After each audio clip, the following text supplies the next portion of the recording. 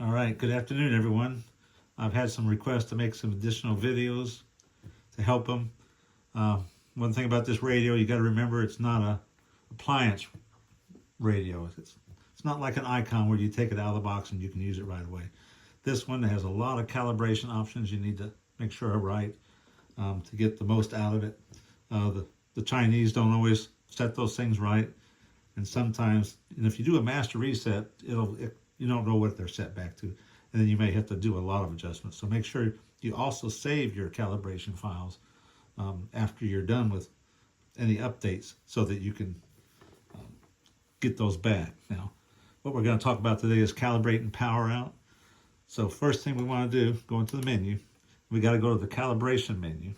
But this menu is hidden. You got to reach up to hit F8, and you hit and hold F8. Then you can go to the calibration menu. And under that, there's hardware, the first thing you want to check. If you look over here, you want to make sure the unit type is RU4PN. If it's something else, your radio probably won't transmit or receive. So make sure that's set right. Go back. Then we go into TX settings. And these RF gain settings are the gain for output, not RF gain coming in like we often think of.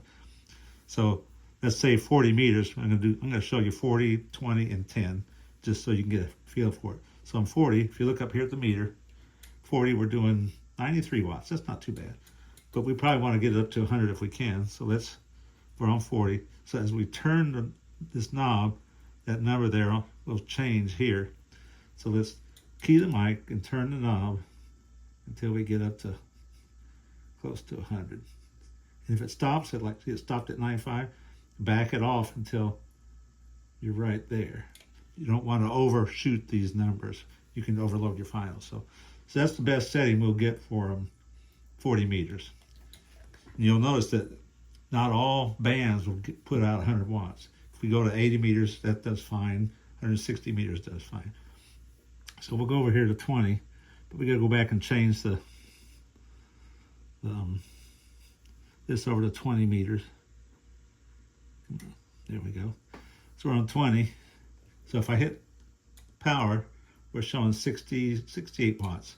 20, I think, only gives you about 77 watts, but we'll see. We'll go look. We'll bring up the calibration, TX. We'll go to the 20 meter, which we're on. So let me key the mic and watch this up here. 67, as I turn this up, the power goes up.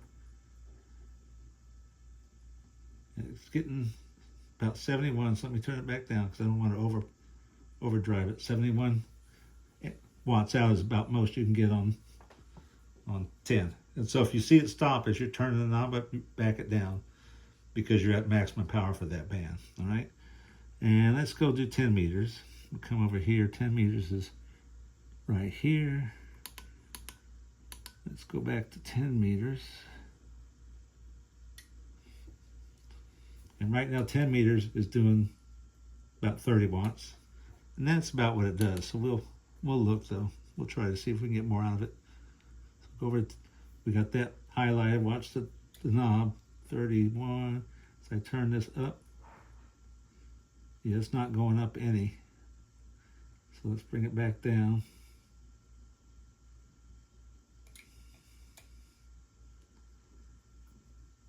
So we're about there.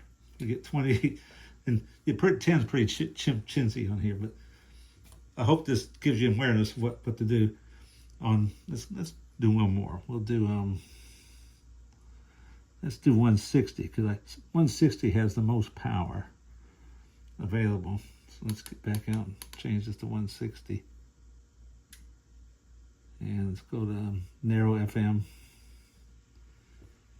And what are we showing? We're showing 126. It's probably too much. You're probably driving the radio too much. So we'll go back here to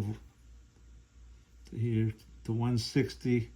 We'll turn this down until we get to keep it about 100. There you go. So there we go. We're at 107, which is fine. So that's how you adjust power out. You need to do that on every band.